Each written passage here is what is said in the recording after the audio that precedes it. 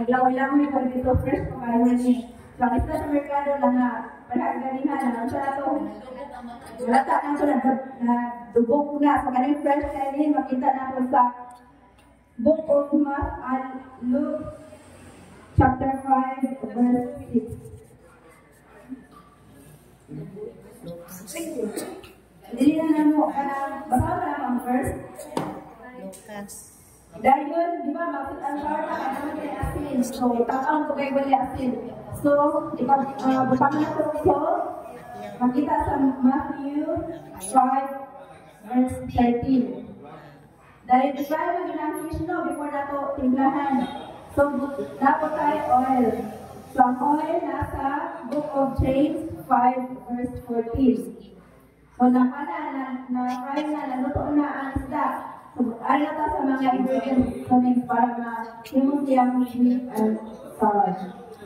Pineapple na ito o pineapple. Lamit magindi ang sweet and sour kung na pineapple. So, sa Revelation 22. So, naman niya ang pilagay ko abot ang sa diba sa garden.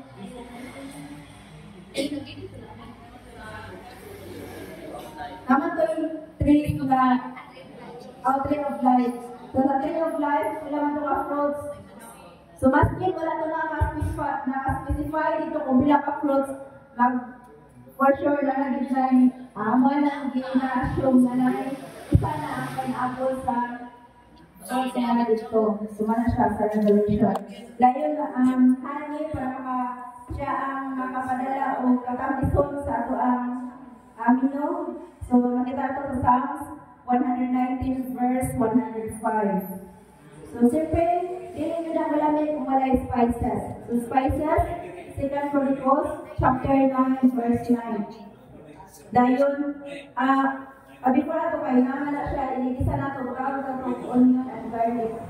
So, apilo sa spices. So, ato lang sa i-specify o indicate ang onion and garlic sa numbers 11 verse 5. So, wala na ito pala pagkapos gamay, na flour.